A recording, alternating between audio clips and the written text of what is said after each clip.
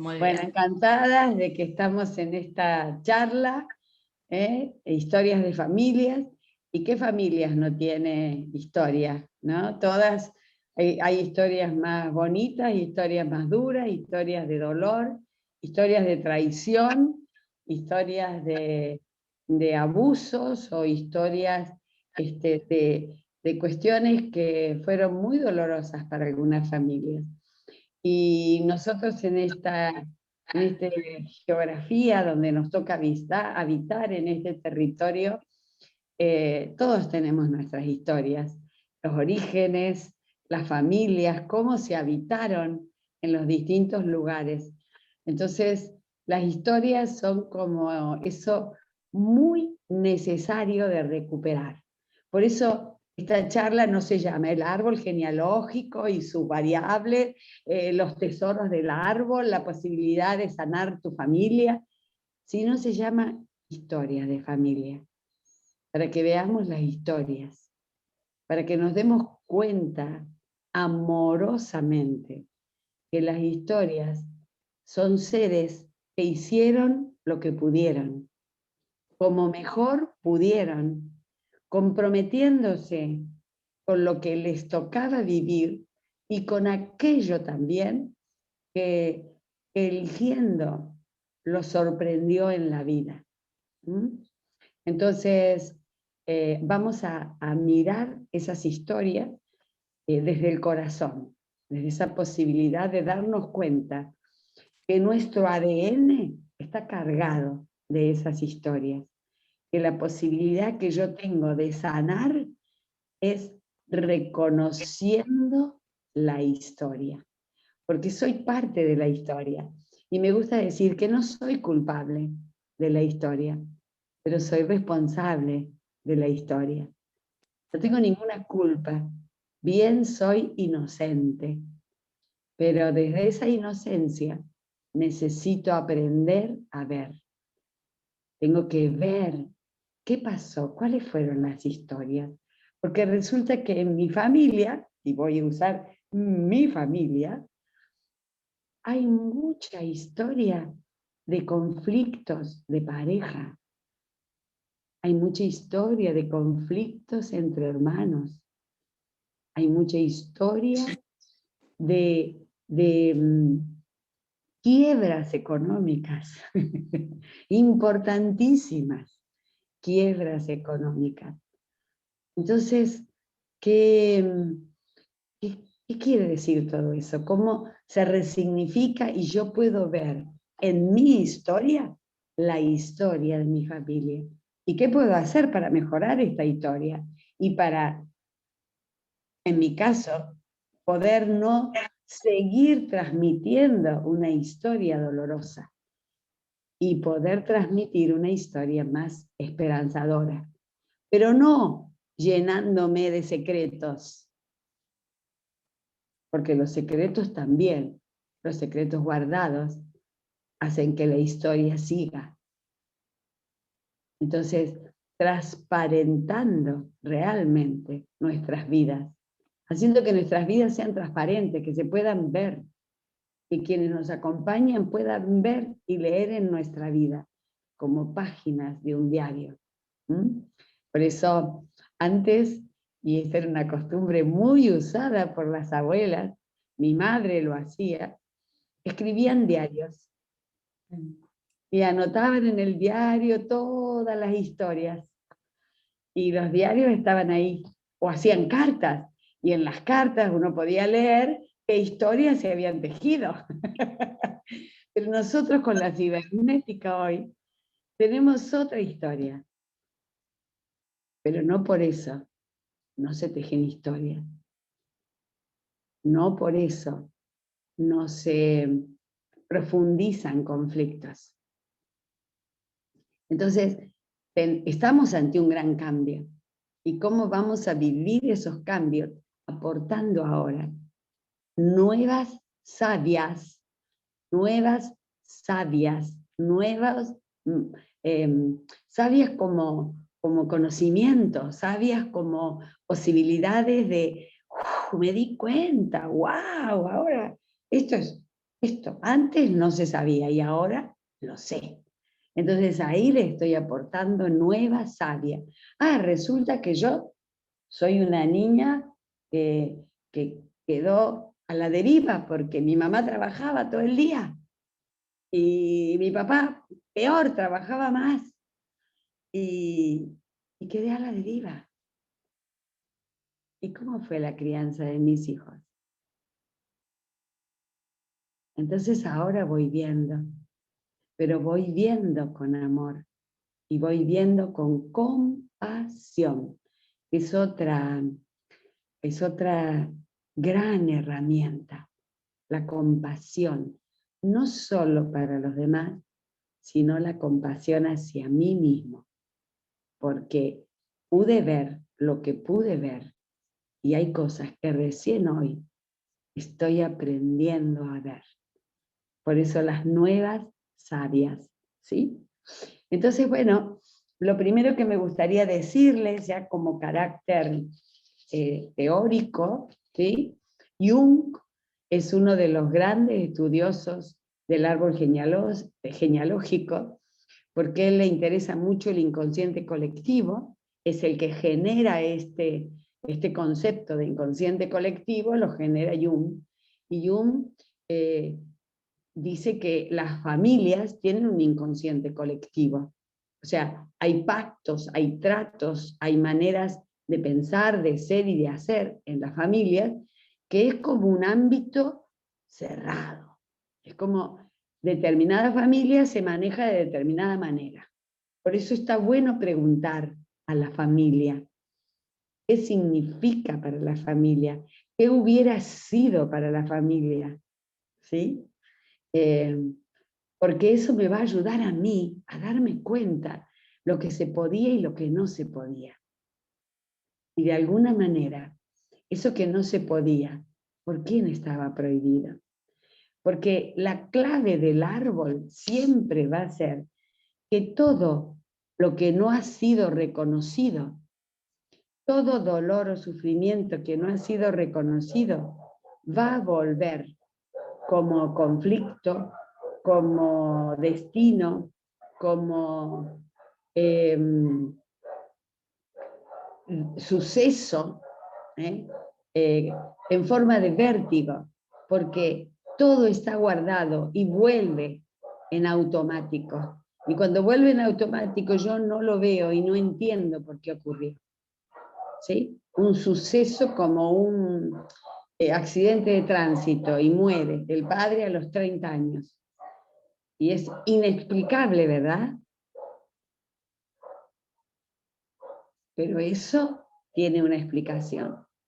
Y entonces cuando yo voy a buscar la explicación, ahí puedo entender que hay cosas tan dramáticas como que mi abuelo participó en la guerra civil y fue guardia de la guerra civil y le tocó ejercer la violencia y matar jóvenes. Entonces es como, wow, pero así tan fuerte. Cada destino se va a conformar de una manera diferente. Y quizás ahora estamos aprendiendo a ver lo que ocurre. Y si aprendemos a ver lo que ocurre, podamos aprender a solucionarlo para que eso no siga ocurriendo.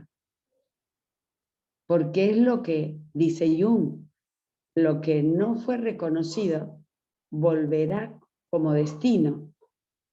Y si no es reconocido, podrá agravarse todavía más.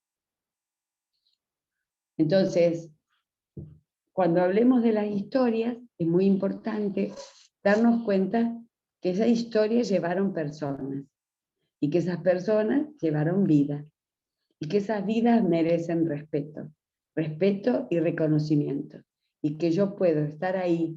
Por eso siempre que abrimos las historias de familia, pedimos eso, respeto, que podamos mirar el árbol con todo respeto, porque es lo que ellos pudieron hacer, de la manera que pudieron hacerlo y del modo que encontraron para solucionarlo. Entonces, poderme detener sabiamente ante un relato es lo más importante para entender qué es lo que estaban viviendo esas personas cuando hicieron lo que hicieron. El sentido biológico, cuando algo no se reconoce, es repetirlo.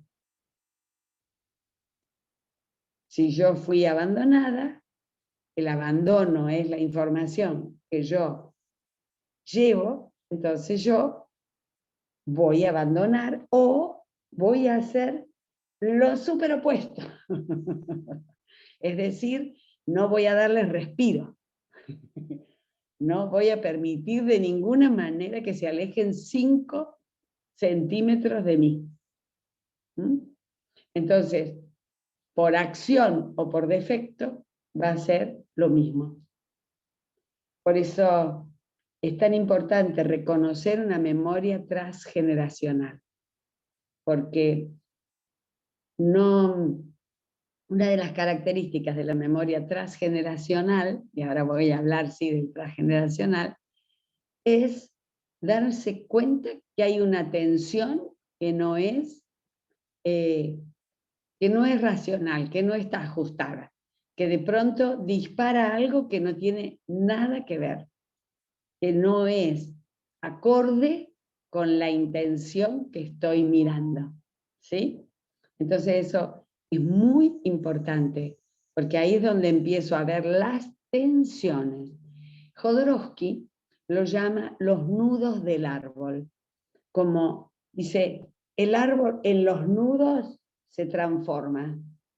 Llega el nudo, sería el momento en que se hace una nueva rama, una nueva, ¿sí? Allí está el nudo. Entonces, cada nudo va a reflejar una historia familiar.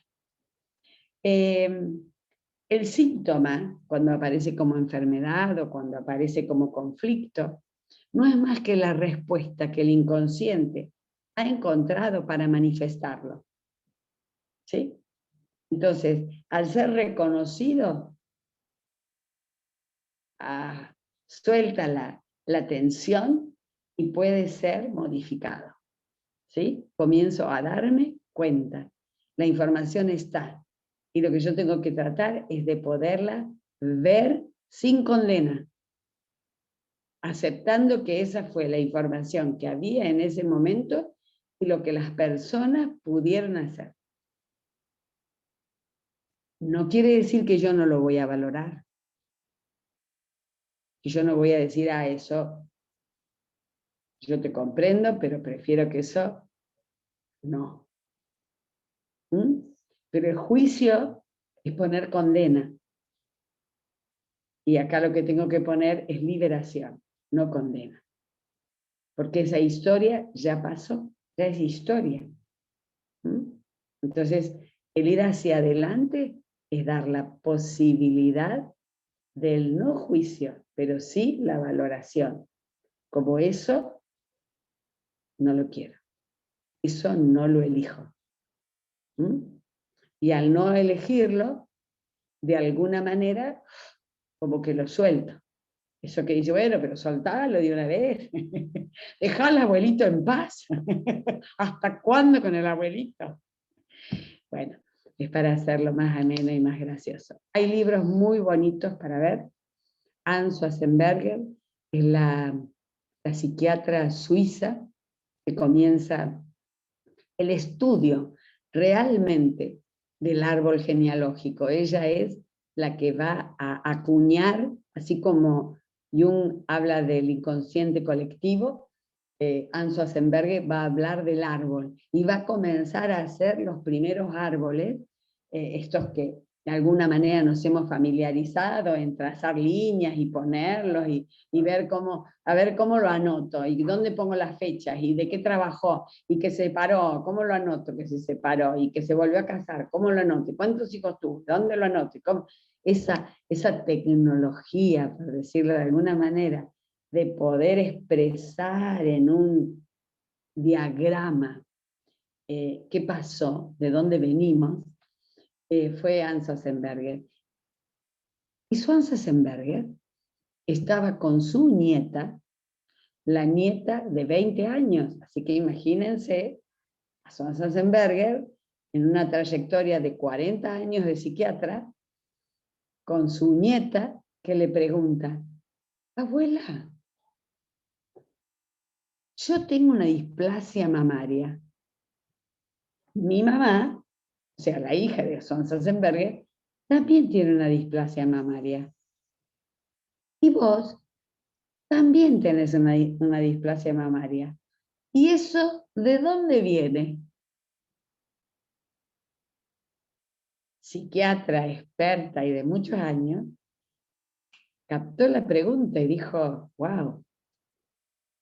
Y empezó a hacer los registros de toda su trayectoria, a cruzar datos que había atendido a la madre, que había atendido a la hija, que había atendido al hermano, que había atendido...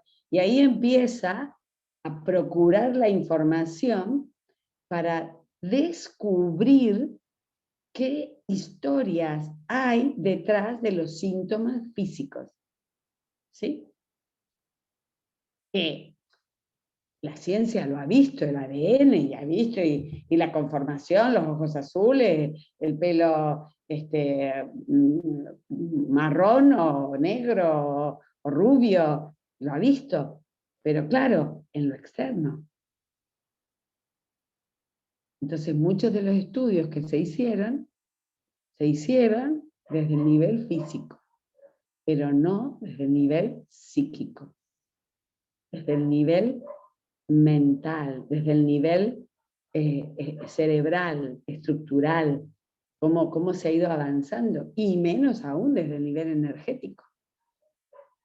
Hoy tenemos un montón de puertas para acudir. Y cuando se abrió la puerta de la energía, la puerta de la resonancia, la puerta cuántica de la neurociencia, sabemos que hoy estamos todos unidos. Que las historias familiares no se terminaron, ni ahí. Que las historias están siendo en nosotros. Y hoy sabemos que a través de esas historias, lo que todos queremos es ser felices. Antes queríamos matar al portador de la historia y a la historia. Hoy ya sabemos que no podemos matar a nadie, aunque esté muerto. Porque la historia sigue en nosotros. Y que lo que tenemos que hacer es aprender de esas historias. Entonces, me interesa mucho hacer esta charla y de esta manera, porque no se trata de saber, bueno, Gogo, pero con mis dobles, ¿cómo hago con mis dobles? Bueno, Gogo, pero ¿qué hago? ¿Qué hago? Porque, mira, el tío Rogelio se suicidó, y eso a mí, ¿cómo me afecta? No voy. Escúchame, Gogo, pero justo yo nací el día que la abuelita murió. Eso, ¿cómo se lee? Porque eso sería ir a la tecnología. Perdón, a las anotaciones técnicas. Y lo que me interesa a mí son las historias. Y cómo esas historias te atraviesan a vos desde tu propia historia. Y eso se hace abriendo el campo en un respeto total y absoluto, con una mente ingenua que permite acompañarte sin juzgarte, para darte opciones y que puedas ver con sabiduría qué se puede hacer con esa información y qué sería lo mejor para tu vida, donde no hay un diseño único. Es un diseño personal de cada uno. Por eso es importante mirarlo. Jung lo llama el hilo de Ariadna. Y lo llama el hilo de Ariadna haciendo una mención a una historia, ¿sí?, de la mitología griega, ¿sí?, que son arquetípicas, es decir, son como historias donde el personaje, Teseo, tiene que ir a pelear con el Minotauro, porque tiene que entrar al laberinto donde está el Minotauro a pelear con él, pero luego tiene que salir. Y como es un laberinto, muchos quedan enredados en el laberinto y el Minotauro los mata, porque los encuentra primero. Entonces Ariadna le propone darle un hilo para que él vaya y pueda darse cuenta si ha pasado o no ha pasado por el mismo lugar, y un hilo por el que pueda volver una vez que mate al Minotauro. Entonces eso es lo que procura la historia. Darte un hilo para que tú llegues a esa caverna donde se tejió la historia, puedas ver qué ocurre allí, soltar o matar lo que está ahí y puedas regresar y darte cuenta cómo cambió tu vida a partir de ese momento. Lo podemos visualizar, lo que pasa es que a su vez, como nuestra experiencia requiere tiempo, todos estamos apurados por el tiempo de solucionar. Yo quiero solucionar la historia ya. No, ¿cómo es eso que tengo que esperar? No, ahora. ¿Qué hago para...? Ya quiero solucionar la historia. Porque está todo bien, la abuelita, bueno, venía en el barco, perdí un hijo, todo bien, pero yo quiero tener mi hijo. Solucionarlo ya. El reconocimiento del dolor necesita tiempo. Y es como una aceptación en tu propio bienestar. Una aceptación desde tu propio bienestar. Muy importante. Porque vas a encontrar las recurrencias. Yo puedo decir, bueno, sí, yo me llamo Clotilde como mi madre. ¿Qué tal? ¿Y eso? Bueno, pero ¿qué me teje la historia con mi madre? Porque no hay ningún otro hijo, de los 10. Ninguno se llama Clotilde, soy yo. Quiere decir que soy la elegida para algo que Clotilde quería hacer y que no pudo hacer. O para repetir, o para agrandar, o para... Ya veremos para qué. Pero primero tengo que ir a ver la historia de Clotilde y la mía, para ver cómo se tejieron esas historias. Por eso te invito ahora a que podamos ir viendo, porque de nada vale que yo te haga un recitado de todo lo que podés encontrar en el árbol. Hay libros para eso. Está el libro de Enric Corbera, bellísimo, sobre el transgeneracional. Está el libro de Hans Sossenberger. Está el libro de Jodorowsky. Hay mucha bibliografía. Jean Guillon también tiene un apartado muy bonito en un PDF de un trabajo de él sobre el transgeneracional. Y estamos tejiendo una historia que recién empieza a hacer. Hans Sossenberger escribió ¡Ay, mis ancestros! Y así lo llamó, imagínense, hace muy poquitos años.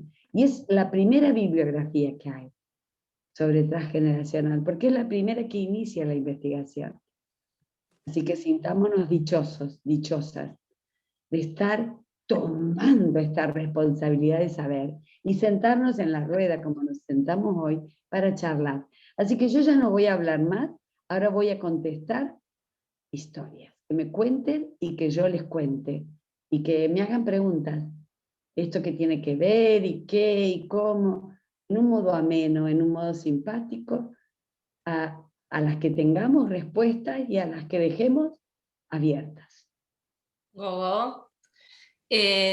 Marcela, que no pudo estar presente, nos mandó su pregunta y dice que en su árbol se repite mucho la sensación, o no sé, la creencia, de que le falta, siempre tienen el tema con el dinero, aunque en muchos momentos dice que no ha sido real, pero que siempre como un miedo latente a que les va a faltar el dinero en su árbol. Y bueno, quiere saber... Bueno, muy bien, porque eso nos remite a historias de escasez. Las historias de escasez son muy típicas en los inmigrantes. Cuando hay clanes de inmigrantes, es muy común que haya historias de escasez. Hubo hambre, hubo que sostener a los hijos con pan y cebolla, como decían antes. Hubo que mandarlos a la cama sin comer, o nosotros no comimos para que ellos se alimentaran. No pudimos cambiarle los zapatos y tuvieron que ir a la escuela con el agujero en el zapato. Historias dolorosas, ¿no?, que quedaron plasmadas allí y que de alguna manera no han podido ser reconocidas. Cuando uno dice, bueno, sí, yo ya sé que esto es así, porque mis abuelos, sí, pero se vivió con un dolor que todavía nadie abrazó. Es como acto psicomágico de Jodorowsky, ir al Museo de los Inmigrantes y hacer una donación, aunque sea de 10 pesos, no importa la cantidad. Es como decirles, ya está todo solucionado, ya a nadie le puede faltar nada, porque tenemos todo lo que necesitamos todos los días. Hacer esa conciencia diaria de la abundancia, abundancia diaria. Poder tomar esa condición de ¿qué necesito hoy? Para saber que hoy todo está cubierto. Los inmigrantes se adelantaban, tenían que ir al día de mañana para poder disfrutar. No podían pensar en el día de hoy, porque hoy la estaban pasando muy mal. Y más terrible porque había todo lo que había quedado atrás. Todas las escenas o de horror o de dolor que quedaban detrás. Entonces, Jodorowsky dice, andá y hacete un buen almuerzo en la tumba de la abuela. Como buscar la que más sufrió por eso, como si yo eligiera y diría, bueno, a ver, de mi historia familiar, ¿quién es la que más necesita? ¿No? Como un juego. Algunos lo hacen como un juego real. Tengo acá y tiro el lápiz. A ver, ¿a quién le cae? ¿Quién lo agarra? Este lápiz de la escasez, ¿quién lo agarra? ¿Ah? Para que yo pueda ir y hablar y decirle que ahora estamos en otro tiempo, que ahora la cosa cambió, que ahora tenemos todo, porque nos hemos dado cuenta que no nos puede faltar. ¿Sí? Es como en esa conciencia de que tengo todo lo que necesito, y más, y va a venir más, sí, va a venir más.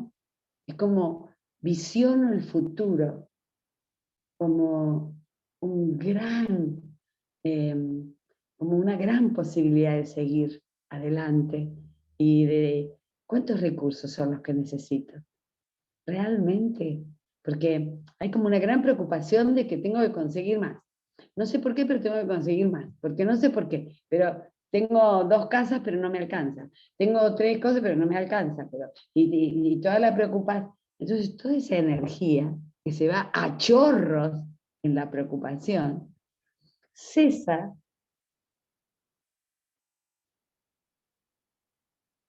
cuando yo digo, tengo siempre todo lo que necesito y más.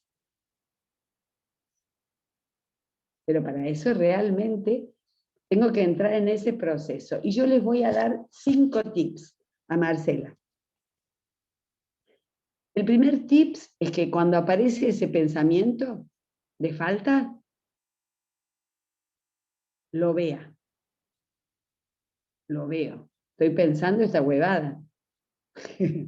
Me va a faltar dinero. Estoy pensando en esa huevada, estoy pensando. Perdón el término, es coloquial. Entonces, estoy pensando que me falta, bien. Ahora me doy cuenta, lo primero que hago, respiro. Primer paso. Reconocí el pensamiento y respiré. Segundo paso. Voy a poner un pensamiento positivo. Tengo todo lo que necesito y más. Tercer paso. Agradezco todo lo que tenga. Agradezco a mi trabajo, agradezco a mi abrigo, agradezco a mi calefacción, agradezco mi comida, agradezco, ¿eh? No se priven, agradezco. Tercer paso, ¿sí? Cuarto paso, leo un libro, me voy a preparar una ducha hermosa y me voy a bañar, voy a salir a dar una vuelta, voy a caminar con mi amiga, me voy a poner una peli que me encanta. Ahora me enchufo los auriculares y me veo, me escucho esta música X. Cuarto. Quinto paso, vas a explorar esas emociones que sentís. ¿Qué siento? ¿En qué momento del día yo? ¿Cuándo siento que me falta? ¿Qué me hace sentir que me falta? Es cuando, ahora me doy cuenta, es cuando voy a cocinar. No. Es cuando aparece fulanito y me dice tal cosa. No, es cuando, ¿en qué momento? Explóralas y libera ese momento. Libéralo, libéralo. ¿Listo? Listo. Seguimos. Sé que tengo chat, pero no lo estoy leyendo. Te lo leo, Gogo. Por favor. Es un chat de Norma que está presente que dice, en mi familia mi papá se llamaba Luis, pero él se enteró cuando le llegó la citación para el servicio militar. Su mamá se llamaba Emilia y a él lo llamaron Emilio toda la vida. Ese era el nombre que mi abuela quería ponerle, pero cuando lo notaron, mi abuelo Servido le puso Luis, que era el nombre de un hijo anterior que había muerto. A pesar de tener otro nombre, siempre lo llamaron Emilio. Y lo más curioso es que a partir de él se multiplicaron los Emilios y Emilias en la familia de mis hermanas, de mis primos y de sus hijos. Raro, ¿no? Quiero agregar que a mi papá lo quisieron muchísimo todos sus sobrinos y por supuesto sus hijas. Porque la abuela, la mamá de Luis, que se llama Emilio, guardó en su corazón esa equivocación y la corrigió sin decirle nada a nadie. Y eso es un acto de amor muy fuerte, porque nunca dijo adelante del hijo que el abuelo se había equivocado.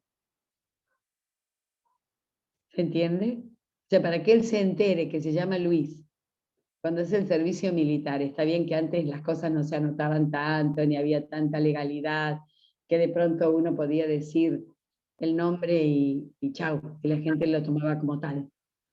Pero Dice que su abuela tampoco lo sabía. Que la abuela no sabía que el abuelo lo había registrado. Claro, puede ser. Claro que el abuelo le dio cosa a decirle, pero bueno, quizás la abuela no miró la partida de nacimiento, bueno, todas estas cosas, totalmente posible. Pero hay un gesto ahí que multiplica, que lejos de ser un gesto que trae dolor, porque el abuelo no le dijo que se había olvidado. O sea, hay que seguir explorando por dónde va. Pero hay algo ahí que multiplica, que es la abuela que decide, como se iba a llamar como yo, reafirma eso llamándolo. Y de alguna manera lo hace una ley, ¿no? Porque el abuelo tampoco le dice al hijo que lo anotó con otro nombre.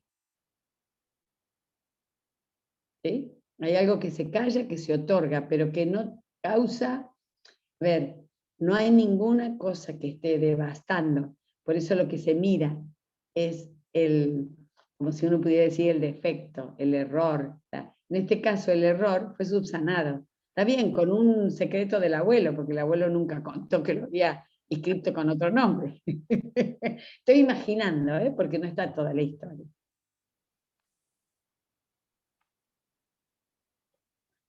En ese caso, es lo que decimos siempre, no sobreinterpretemos. Entonces, la historia la liberamos. Decimos, no trajo ningún conflicto, por lo menos exacerbado. Evidentemente, se cumplió el mandato de la abuela desde la historia, porque la abuela quería que llevara su nombre y él lo llevó, más allá de que en el documento figurara otro, por un olvido del abuelo.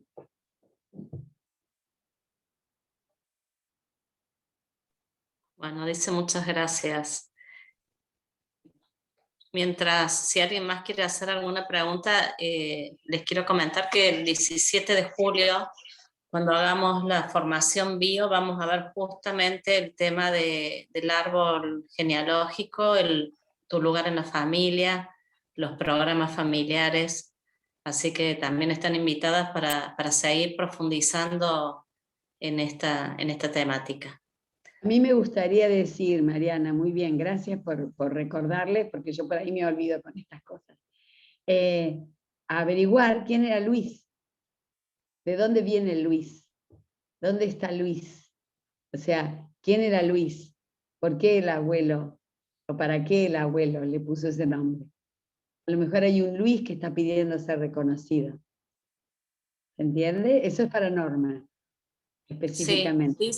dice ahí en el chat que era el nombre de un hijo muerto, un Claro, hijo bueno. anterior que había muerto. Bueno, entonces el padre lo que hizo fue ponerle el lugar a ese hijo, ¿sí? Un lugar de repetición, un lugar que de haberse continuado, quizás a este Emilio, papá de Norma, le hubiera resultado complejo llevar. Él no ocupó ese lugar de Emilio, de Luis, el hijo muerto. ¿Mm? Muy bien, buenísimo. Bueno, ¿quién más quiere preguntar? ¿Podemos seguir compartiendo historias? El que quiera, abre el micrófono y pregunta. Lo mismo por el chat. Estamos atentos para contestarles. Hay algo que es muy importante. Bueno, ya di los tips cuando uno se da cuenta de una memoria transgeneracional. Los repito. La primera es reconocer el pensamiento como globo que aparece. Respirar, porque lo reconozco. ¿De dónde salió esto? ¿Por qué se me viene esta idea? Que me va a faltar, que no me va a alcanzar, que no voy a poder. El segundo es poner inmediatamente un pensamiento positivo sobre ese. El tercero es agradecer todo lo que ese pensamiento me proporciona ahora, este nuevo pensamiento. El cuarto es ir a una acción de gozo, bienestar, leer un libro, salir, XX. Y el quinto es poder explorar ese esa sensación que vino a mí de escasez. Gogo, hay una consulta de Adriana en el chat que dice, en mi familia materna hay muchos secretos guardados. Ya queda solo una hermana de mi mamá que con mucho misterio alguna vez cuenta. No me puede contar a mí, lo hace con una de mis cuñadas. Claro, eso, cuando se guardan los secretos, no se pueden contar, como está guardado. No, el abuelo sí, parece que hubo un hijo, pero parece, y se dicen así como parece.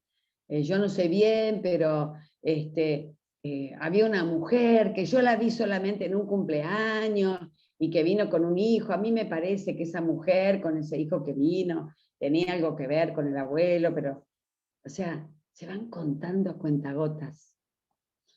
Y en general no se cuentan a los sanguíneos, porque es la resonancia. Si yo entiendo que quien lleva la memoria soy yo, porque soy de la misma sangre, el que no es de la misma sangre, el inconsciente está liberado para contarlo. Yo tuve nunca se cuenta a la persona, simplemente se menciona la idea. Una persona que tenía lupus, que su mamá la había tenido con una relación extramatrimonial. Pero luego se arregla con el novio, se casa y recién dice que tiene esta hija. Recién dice que está embarazada. ¿Sí? Así es como todo va ocurriendo, tiene esta relación, queda embarazada, tiene esta otra relación que venía teniendo, se arregla y se casa y ya está embarazada. ¿Sí? Entonces, es una hija que nace en ese seno por la cual ella toda la vida pensó que era la hija de su papá, pero solamente una vez en el patio de la casa y lavando la ropa, la mamá le dijo así como al pasar, ese no es tu padre. 6 años. Mujer de 48, hoy la que está narrando, ¿no? Y con lupus, que es ignominia, ¿no? Es no ser legitimado. Y la madre ya murió, y el padre también murió. ¿Y ahora quién le pregunto? Esto mismo que me está diciendo, ¿sí? Y entonces quedaba viva solo una tía política, no tía de sangre. Y ella, que tenía esto que alguna vez oí a los 6 años, una sola vez, pero el inconsciente es así de listo. Y le preguntó a la tía viejita, la tía política, ¿no? Dice, tía, ¿vos tenés alguna historia? ¿Vos sabés algo? ¿Qué sé yo? ¿Qué sé cuánto? La tía viejita la mira y le dice, no, yo no sé nada. Está todo bien, está todo... entonces lo manda a uno de los nietos a comprar cigarrillos, porque de vez en cuando fumaba. O sea, algo que ven, ya me está mostrando que sí, pero yo estoy nerviosa.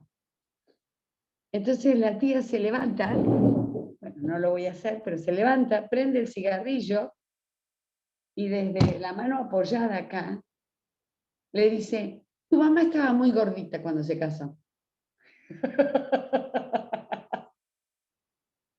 Y antes de tu papá, tu mamá andaba con un ingeniero, que no sé, a mí me parece que ese ingeniero era casado, pero no sé, esto que te digo no sé.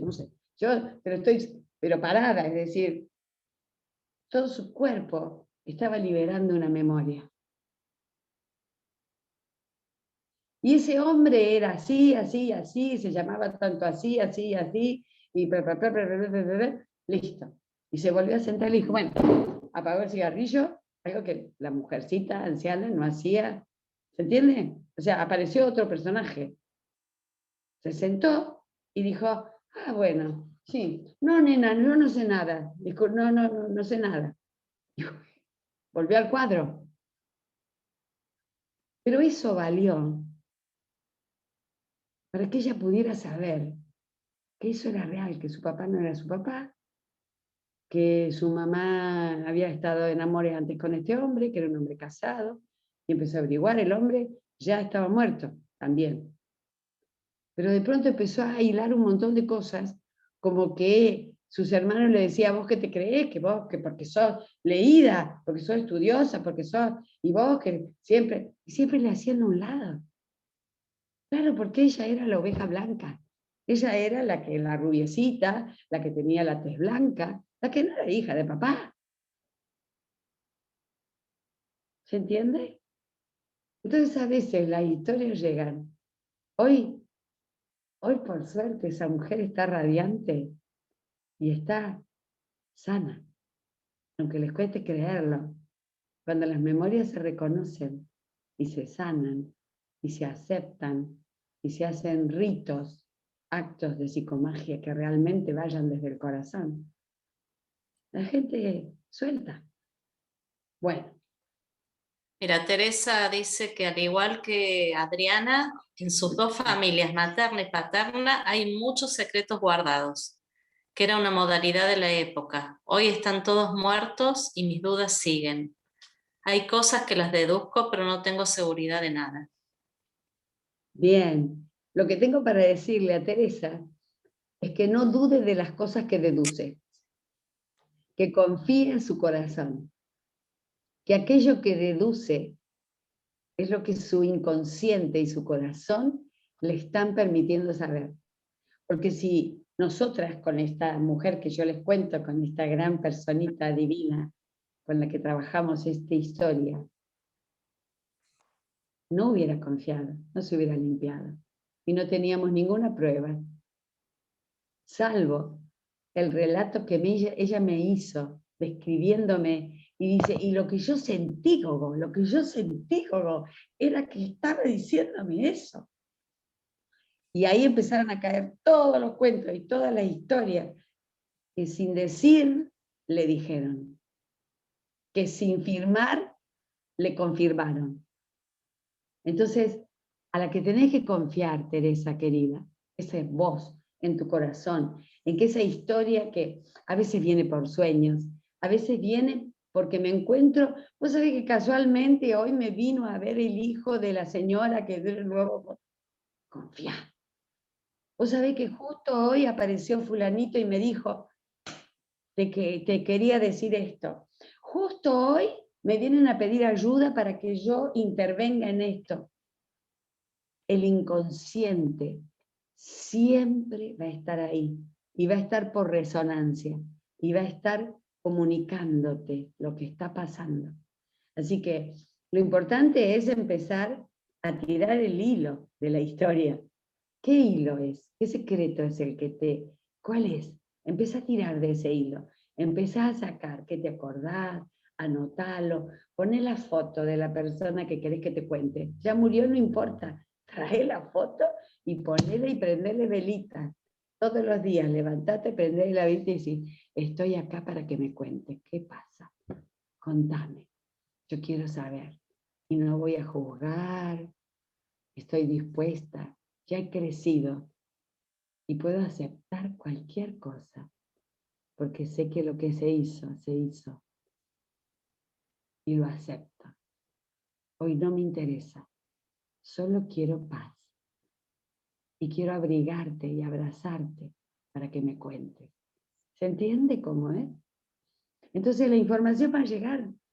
No se preocupen, todos los días llega el cartero.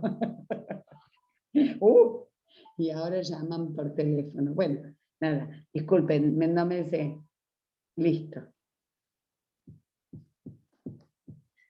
Adriana dice, esta tía de la que hablo es muy sufrida, no se permite disfrutar, no me permite ayudarla y quererla como si nada mereciera. Bueno, hay que aceptar y disfrutar por ella. Es muy loco, ¿no? Pero es así. Entonces ahora voy a comer con mi hijo y mi marido y disfruto y la ponemos en la mesa. La tía, estamos haciendo, le mandamos una foto y le decimos que la queremos mucho, pero no sufro por ella. Yo comienzo a darle a mi tía lo que mi tía no se permite. Comienzo a hacer ese juego, porque el amor llega. Cuando yo empiezo, miren el juego que hizo Emilia, sí, María Elena, el juego que hizo Emilia. Lo siguió llamando Emilio y se esparcieron los Emilios y hay Emilio por todos lados y comieron perdices y fueron felices. Estoy diciéndolo. O sea, pero de pronto Luis se pudo correr de la memoria generacional que le hubiera significado estar en el lugar del hermanito muerto. ¿Se entiende? Gogo, hacemos una pregunta más, ¿te parece? María Elena Sí. levantó la mano. Sí, sí, sí. Y dejamos para la próxima. Vamos a seguir. Sí, sí, pueden mandar las preguntas y las vamos respondiendo también en gotas por las redes. Claro, claro que sí. Bueno, a ver, nosotros no tenemos secretos familiares, no, de ese tipo de historias no tenemos, gracias a Dios, o no sé, pero bueno, no nos tocó ese tema. Pero sí hay algo que a mí me llama la atención, en este sentido. Nosotras conocemos muy, muy bien, y yo soy la que más o menos lleva el árbol, de la familia paterna. De mi familia materna, en realidad no sabemos casi nada, porque mi mamá, cuando era chica, tuvo que ser, porque no la podían, mi abuela tenía varios hijos, su marido era un almirante de un barco y viajaba mucho, y mi madre, como mi abuela había tenido varios hijos de un matrimonio y después hijos de otro matrimonio, la dejaba a mi mamá con sus primas acá en Monte Grande, donde nosotros vivimos. Y otros hijos los tenía con otra persona. Y ella se quedaba en su casa con el más chico del último matrimonio. Pero nosotras nunca se nos dio por hablar, o sea, tuvimos un par de relaciones o de vernos con nuestros primos de esa parte, pero después nunca más se nos dio por averiguar o saber o cómo estaban o quiénes eran ahora esa parte de la familia. ¿Eso significa algo? ¿Hay que hacer algo? Porque la verdad nosotros no, creemos que no nos afectó en nada, ni nos afecta en nada, pero no sé. Claro. Todo depende cómo es la historia de ustedes. O sea, cómo es la historia de estas mujeres. Cómo es la historia de las mujeres de la familia. Porque ya sabemos que lo que se hizo con la familia es separarla. Y las mujeres fueron privadas de sus hijos. ¿Sí? Es decir, por lo que sea, por defecto, por alianza, pero una mujer que tiene sus hijos es como una gallina que quiere tener sus pollitos. Y de alguna manera, una mujer con más autoridad, quiere decir que esta mamá quedó disminuida por la autoridad de la otra mamá, que era la abuela, que era la que decidía. Un matriarcado, pero un matriarcado generado por un padre ausente. Entonces, sí, podría haberse resuelto de otra manera, pero bueno, ¿cómo afecta eso a la vida de ustedes? ¿Ustedes tienen familia, tienen hijos, tienen maridos, tienen... o de pronto... No. Ah, entonces... Nosotras dos no, mi hermana sí, otra hermana sí. Pero en realidad la familia de mi papá, que de esa sí sé bastante, fue un matriarcado. Claro, Totalmente, pero también. claro. pero en ese matriarcado había maridos, había hijos, había nietos, pero ese... No el de mi mamá. ¿Eh? Pero no el de mamá. Pero no el de mi mamá. Claro. El de mi papá sí. Claro. Que ese es el que vive en España. Y con ese tenemos relación con todos. Claro. Con todos. Claro. O sea, es como un árbol que tiene una rama seca, sí, y una rama totalmente colorida, florida, con frutos. Entonces, hay que seguirlo explorando. No te imaginas que en esta charla no vamos a... No. Pero de alguna manera, es como hacerse la idea, donde uno... ¿De qué rama soy yo? ¿Está? ¿De la rama de los frutos, de las cosas? ¿O soy de la rama seca, que no dio frutos? ¿Sí? Entonces, ¿eso afecta? ¿No me afecta? ¿Puede afectarme? Es para seguirlo indagando. Pero de alguna manera las historias responden a eso. Y hay una pregunta acá, no voy a seguir con el tema, María Elena, por hoy. Hay otra pregunta acá que hace Laura que dice, ¿y si la persona no está muerta? Si la persona no está muerta, puedo preguntarle. Pero las maneras de preguntar siempre tienen que ser maneras muy sutiles, maneras indirectas, porque el ego, si se da cuenta que lo que yo quiero preguntar es un secreto, me lo va a negar. Si, entonces tengo que ir viendo de qué manera puedo como preguntar. Y si no, por resonancia, qué cosas hace esa persona que está viva y que me pueden dar a mí idea de que hay un sobremensaje o un mensaje oculto, ¿no? Visualizar las escenas, los escenarios. Esto que yo les contaba recién es muy emblemático, este caso que yo tuve, y lo cuento porque en realidad lo que devela es el escenario. ¿Se entiende? Lo que pone en evidencia que hay un secreto que se está develando en una actitud absolutamente solapada, que si yo le vuelvo a preguntar a esa mujer me va a decir, no, yo no te dije eso, ¿de dónde sacaste eso? Porque es en un momento en que se puede liberar, está como a cuentagotas y sin dar ninguna precisión. Bueno, hay más manos levantadas, pero ya estamos en tiempo. Pueden hacerlo en el chat, la pregunta, pueden mandarnos la pregunta al WhatsApp de Casa Espejo. Estamos abiertas, porque este tema no ¿Qué termina. querías preguntar vos? Simplemente lo estamos cerrando por una cuestión de horas. De horarios. Nos pueden mandar la pregunta y después la vamos respondiendo durante la semana. Así que si han quedado dudas o si quieren hacer más... El árbol es muy frondoso, siempre. Sí. El árbol es tan apasionante que esta no va a ser la única charla. Vamos a hacer otra charla y otra charla para que sigamos aportando a esa savia que necesitamos todos los árboles. No es un solo árbol. Todos los árboles necesitan de esta savia y se la damos cuando nos sentamos a charlar así. ¿Está? Muchas gracias. Muchas gracias a todos por estar. Seguimos. Gracias.